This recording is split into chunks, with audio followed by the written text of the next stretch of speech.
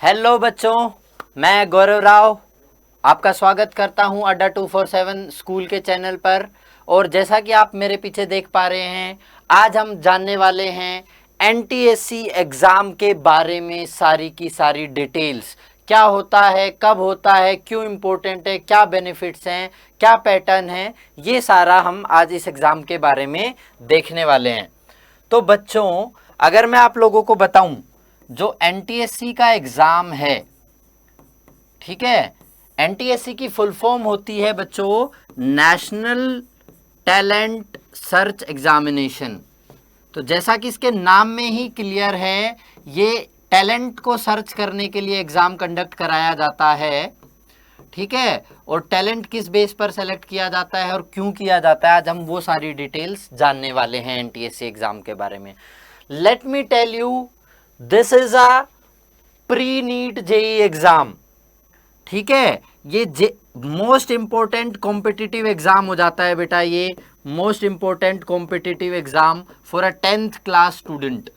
एक 10th class के बच्चे के लिए बहुत ही इंपॉर्टेंट एग्जाम हो जाता है, ठीक है। और इस एग्जाम को क्लियर करने से ना केवल आपको मॉनिटरी बेनिफिट्स होने वाले हैं, जिनके बारे में अभी मैं डिटेल में बात करूंगा, बल्कि जब आप एनटीएससी एग्जाम को क्वालिफाई करते हो तो आप ऑटोमेटिकली ऐसा कॉन्फिडेंस कैरी करते हो ताकि आप जेई और नीट क्लियर कर सको। That's why I am saying this is the most important exam for a 10th class student. और बहुत सारे बच्चे इसको अवेयरनेस ना होने के कारण दे नहीं पाते हैं।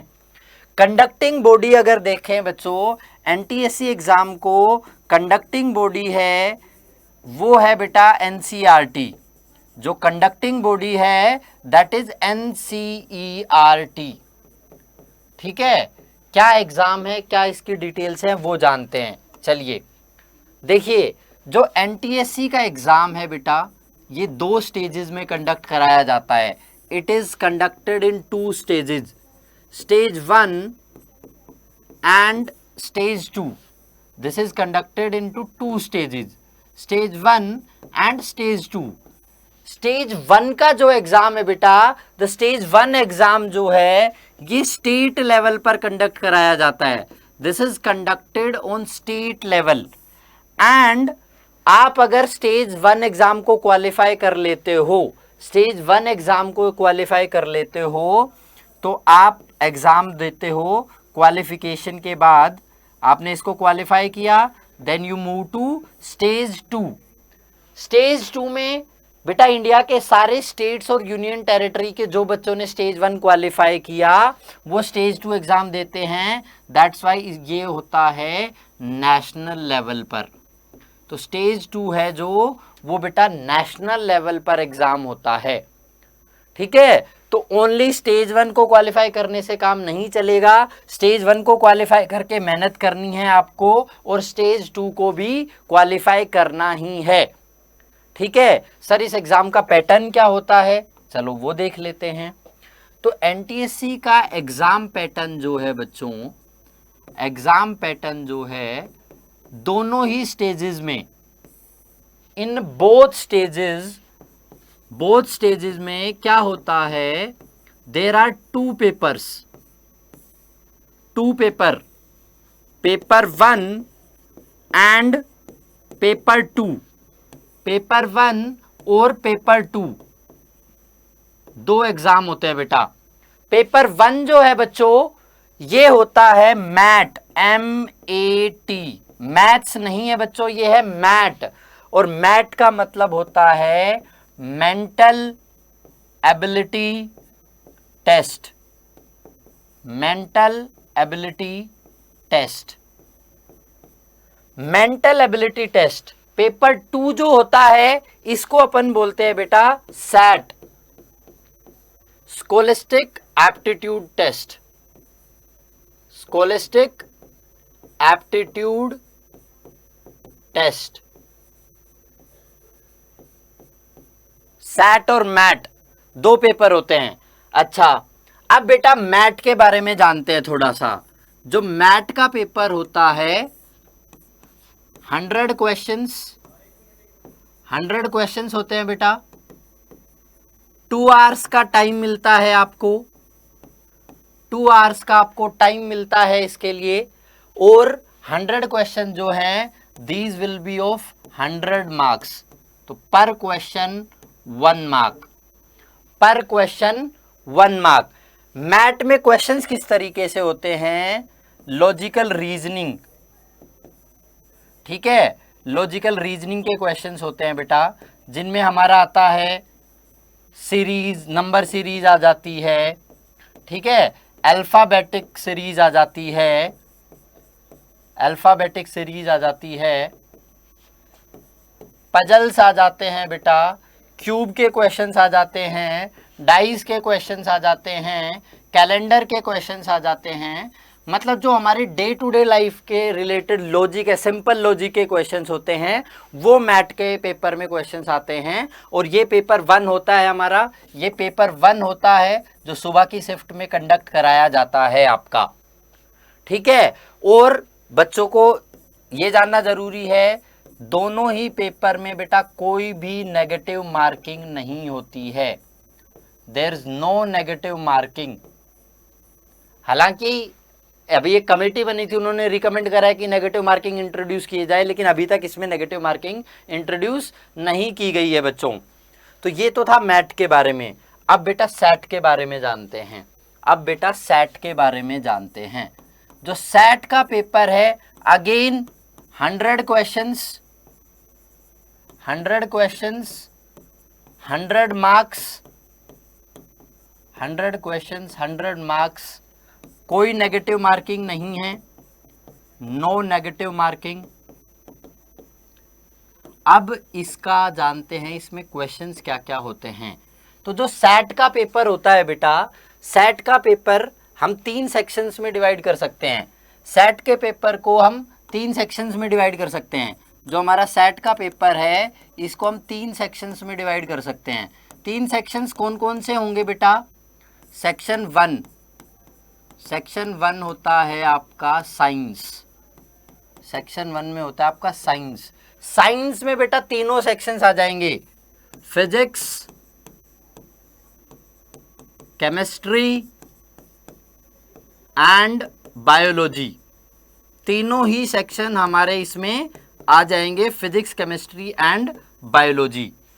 ठीक है बेटा, फिजिक्स, केमिस्ट्री और बायोलॉजी, साइंस पूरा मिला के 40 मार्क्स का होने वाला है बेटा, जिसमें जनरली ऐसा होता है physics 13 marks, chemistry 13 marks, bio 14 marks.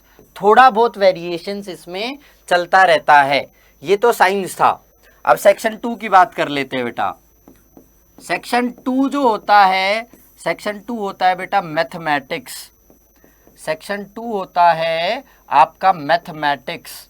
Mathematics होता है बेटा 20 मार्क्स का, मैथमेटिक्स होता है 20 मार्क्स का। ठीक है, अब सेक्शन 3 की बात कर लेता हूं मैं। सेक्शन 3 जो है बेटा, सेक्शन 3 जो है आपका, वो होता है बेटा सोशल साइंस, सोशल साइंस। इसमें भी आपके 40 मार्क्स का होता है। ये सोशल साइंस भी इसमें 40 मार्क्स का होने वाला है बेटा, सोशल साइंस भी 40 मार्क्स का होने वाला है, जिसमें चारों ही सेक्शन होते हैं, हिस्ट्री, ज्योग्राफी,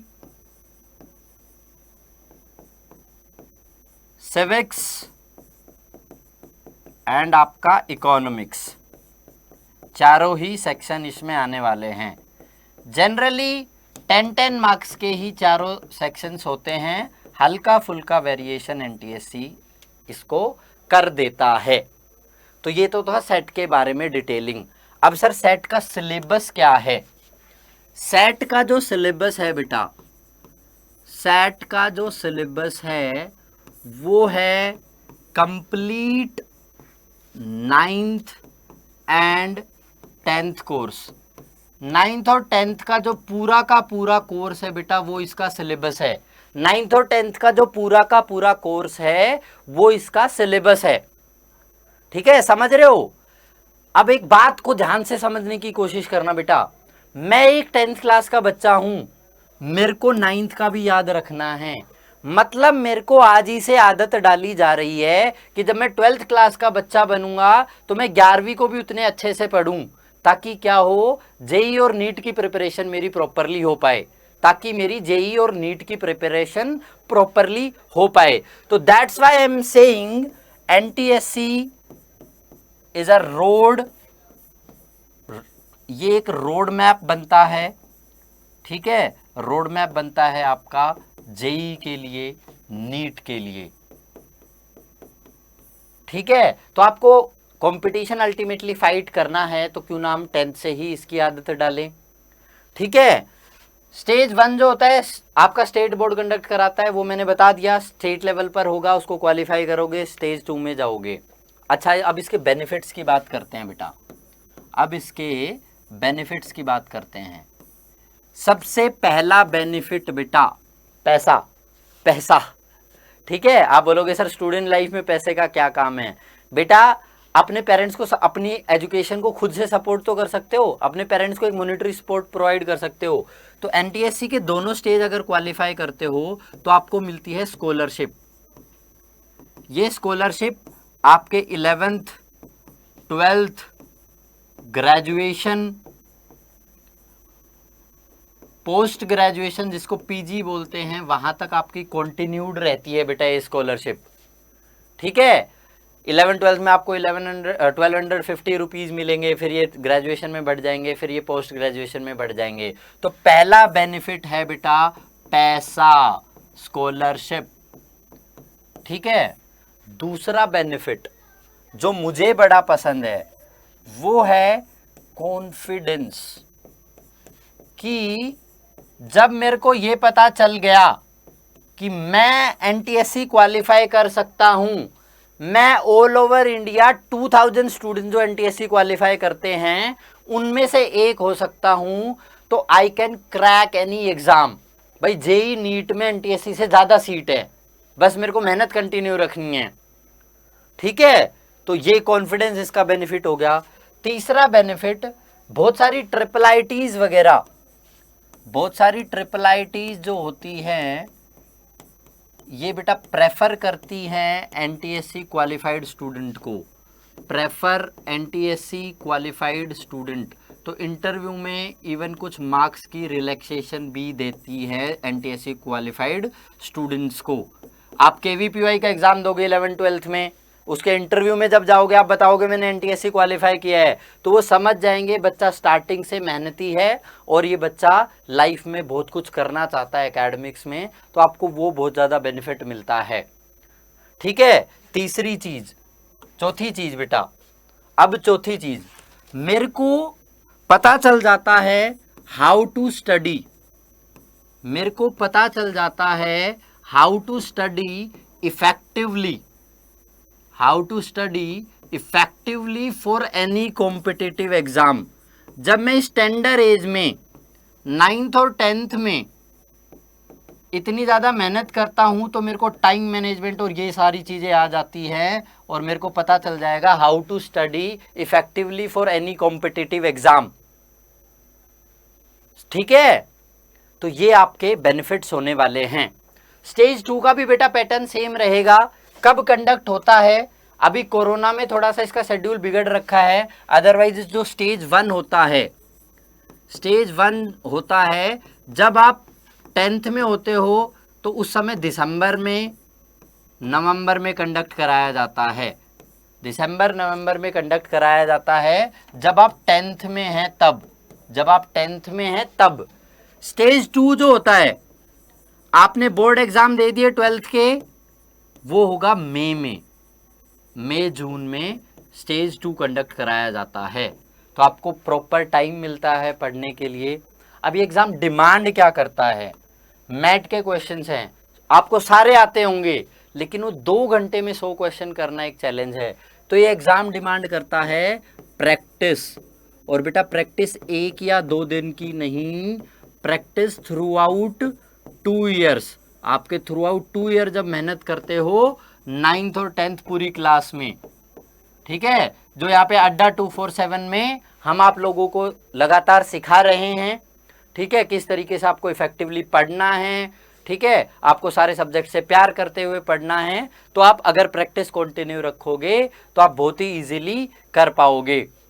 तो बेटा ये एक सेशन था आप लोगों के एनटीएससी के एग्जाम्स की डिटेल के बारे में। बहुत जल्दी आपसे मिलेंगे जिसमें बताएंगे कब कब किस किस स्टेट के फॉर्म्स आ रहे हैं। Thank you, keep joining us